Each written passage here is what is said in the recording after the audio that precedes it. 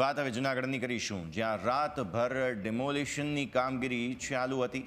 અલગ અલગ જગ્યાએ 6 જેટલા ધાર્મિક દબાણો જૂનાગઢમાં દૂર કરવામાં આવ્યા છે। જૂનાગઢ મહાનગરપાલિકાએ ચુસ્ત પોલીસ બંદોબસ્ત વચ્ચે આ ધાર્મિક દબાણો હટાવી દીધા હતા। અગાઉ મહાનગરપાલિકાએ દબાણો દૂર કરવાની નોટિસ પણ આપી હતી, પરંતુ તે બાદ આ હવે ખાસ દબાણો દૂર કરી દેવામાં આવ્યા હતા।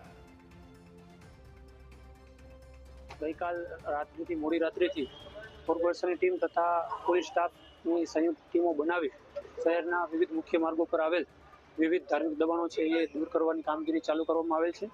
તે પૈકી 3 જેટલી દરગાહો અને 5 થી 6 જેટલા મંદિર ડેરીઓ ગઈકાલે રાત્રે જે મુખ્ય રોડ ઉપર દબાણ રૂપ હતા અને જેઓને અગાઉ કાયદાકીય રીતે જે કાર્યવાહી કરવાની હતી, નિયમો અનુસાર નોટિસ આપવાની હતી અને પુરાવાઓ આપવાની પૂરતી તક આપવામાં આવી હતી।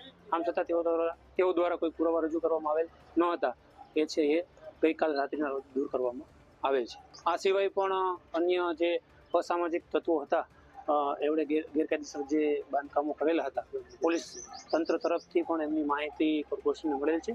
તે અંગે પણ દૂર કરવાની કાર્યવાહી હાલ ચાલુમાં છે। જૂનાગઢ શહેરમાં જ આજે મોડી રાત્રિથી મહાનગરપાલિકા દ્વારા ધાર્મિક દબાણો દૂર કરવાની જે કામગીરી છે તે હાથ ધરવામાં આવી હતી।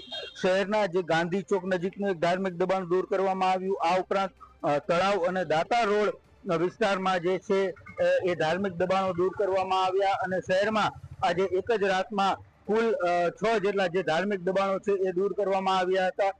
ચુસ્ત પોલીસ બંદોબસ્ત છે તે ગોઠવવામાં આવ્યો હતો। શહેરમાં કોઈ અનિચ્છનીય બનાવ ન બને તેને લઈને એક જે ચુસ્ત પોલીસ બંદોબસ્ત વચ્ચે જે ધાર્મિક દબાણો છે એ દૂર કરવાની કામગીરી છે તે જૂનાગઢ મનપા દ્વારા હાથ ધરવામાં આવી હતી। સાગર ઠાકર, ન્યૂઝ કેપિટલ, જૂનાગઢ।